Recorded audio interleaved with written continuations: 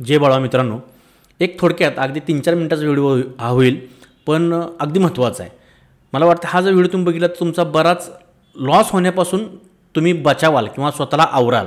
कारण की ही जी आता मी पद्धत तुम्हाला सांगणार आहे ह्यातच बरीच जण लॉस करतात आणि जे बिगिनर असतील ते तर 100% ह्या टप्प्यात सापडत असतात. त्यामुळं 3-4 मिनिटाचा व्हिडिओ बघून घ्या.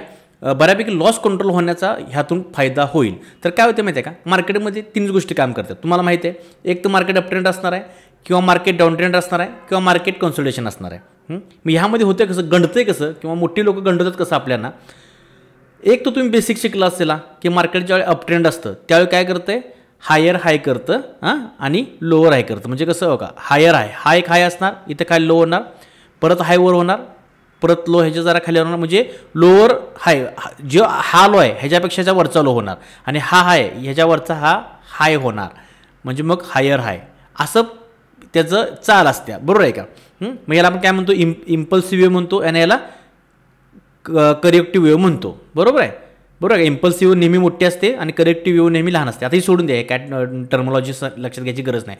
फक्त तितकं लक्षात ठेवा की ज्यावेळी मार्केट हायर हाय जात असतं त्यावेळी असं होत असतं, हाय करणार, पुलबॅक येणार, हायर हाय होणार. एवढं लक्षात घ्या फक्त, बस संपलं का. ह्या मार्केटमध्ये आपण काय करायचं, म्हणजे जे बिगिनर आहे, तुमची एखादी नवीन स्ट्रॅटेजी निर्माण झाली, डेव्हलप झाली, तर तुम्ही मग यामध्ये सुद्धा सेल किंवा काय तुम्हाला वाटेल ते करू शकता. फक्त तुमचं स्ट्रॅटेजी फिक्स असेल, तुमचा एसएल वगैरे प्लॅन असेल. पण बिगिनर असाल तर लक्षात घ्या, ज्यावेळी असं फॉर्मेशन कुठं दिसते ना, तिथं ज्यावेळी पुलबॅक येईल त्यावेळी बायचा प्रयत्न करायचा आणि ज्याचा पाठीमागचा स्विंग असेल त्याच्या खाली एसएल लावायचा प्रयत्न करायचा. म्हणजे ट्रेंडसोबत जायचं, ट्रेंडसोबत जाण्याचा प्रयत्न करा, तुम्हाला हायर हाय सापडेल. सेलमध्ये बसायचं नाही, कुठं बसायचं नाही, कुठंपर्यंत बसायचं नाही.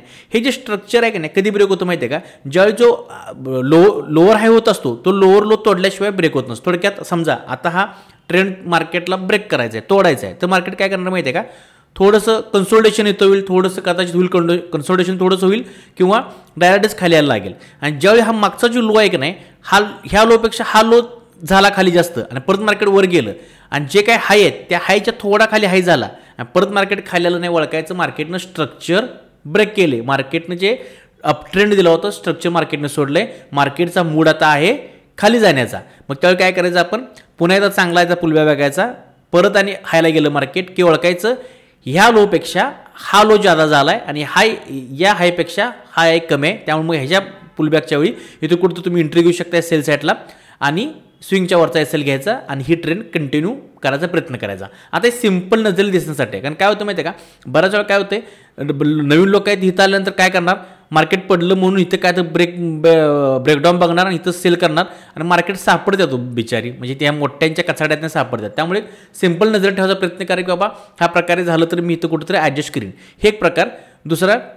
दुसरं काय होते, जेव्हा मार्केट कन्सोलिडेशन असते ना, असं होत असते बघा, त्यावेळी सगळ्यात जास्त बेकार माणसं मरतात. काय होतं माहिती आहे का, नेमका इथं ती सेल करणार बघा, नेमकं मार्केट तुटलं असं वाटणार, इथं सेल करणार, मार्केटवर जाते. वर गेल्यानंतर वाटते नाही बहुतेक आपला तर मार्केटवर जाणार आहे, एक तरी ते एसएल जाणार किंवा पोझिशन क्लोज करणार, इथं बायला बसणार. परत मार्केट खाली येते, परत पट्ट्या काय करतोय, परत पोझिशन क्लोज करणार किंवा एसएल जाणार, परत सेलला बसणार. म्हणजे आपण बॉटमला काय करतोय, सेल करतोय आणि टॉपला काय करतोय, आपण इथं बाय करायचा प्रयत्न करतोय. त्यामुळे बरोबर ते सापडते. ज्यावेळी असं मार्केट असेल, एक तर ट्रेडिंगपासून लांब राहा, ट्रेडिंग करू नका, ट्रेडिंगपासून अवॉइड करा ट्रेडिंग, काही गरज नाही. कारण ह्यात सगळ्यात जास्त मारणारे लोक ह्यात आहेत, माझं स्पष्ट मत आहे. कारण मी तर सुरुवातीला ह्यातले लय सापडायचो, यात अगदी वाट लागायची यामध्ये. त्यामुळं लांब राहा आणि ह्यामध्ये कसा ट्रेड पकडायचा हे होऊन द्यायचं, जोपर्यंत होते काय घरं कोणाच्या जळायचे जुळून द्यायचं, शांत बसायचं. ही गेम काय करते माहिती आहे का, अशा टाईपचं मार्केट असतं ना, वर एक आणि खाली एक लाईन टाकायची. लिक्विडिटी सिप नावाचा प्रकार ऐकला असला तर त्यावेळी काय होते, मार्केट खाली आलं समजा, मार्केट काय करणार माहिती आहे का, एक सारखा असा ब्रेकडाऊन देणार, मोठी कॅन्डल करणार. त्यावेळी जर कॉन्फिडन्स वाढणार सगळ्यांचा, आता मार्केट खाली पडतंच, जापान तेच खाली असं वाटते सगळ्यांना आणि बरीच जण ते सेलला बसतात. मग मार्केट आणि वरची सेल राहत नाही, ही पण खुश होतात, आपण जिंकलो, आता मार्केट जाते दनादन खाली. आणि इथली जी बायर आहेत ह्यांचा मार्केट लिक्विडिटी स्वीप करते. म्हणजे काय करते, ह्या सगळ्यांची स्टॉपलॉस कुठे आहेत, खाली आहेत, सगळ्यांची स्टॉपलॉस खाते, सगळ्यांची स्टॉपलॉस गेलं, नवीन इथं सेलर बसणार आणि मार्केट खाली जाते बघून परत थोडी बारीक कॅन्डल केल्या करणार, मार्केट परत वर रिव्हर्सल करणार आणि ह्या जे नवीन सेलर बसलेत ह्यांचा पण बल्ल्या उठवणार. इथले कोण बाहेर होते ह्यांचा ऑलरेडी बल्ल्या उठलेलाच आहे आणि मार्केटवर जी हरकून बसली होती त्यांचं सुद्धा मार्केट कार्यक्रम करून डायरेक्ट वरची रॅली कंटिन्यू करते. मग हा ट्रेड कसा पकडायचा, हा ट्रेड सिंपल पकडायचा.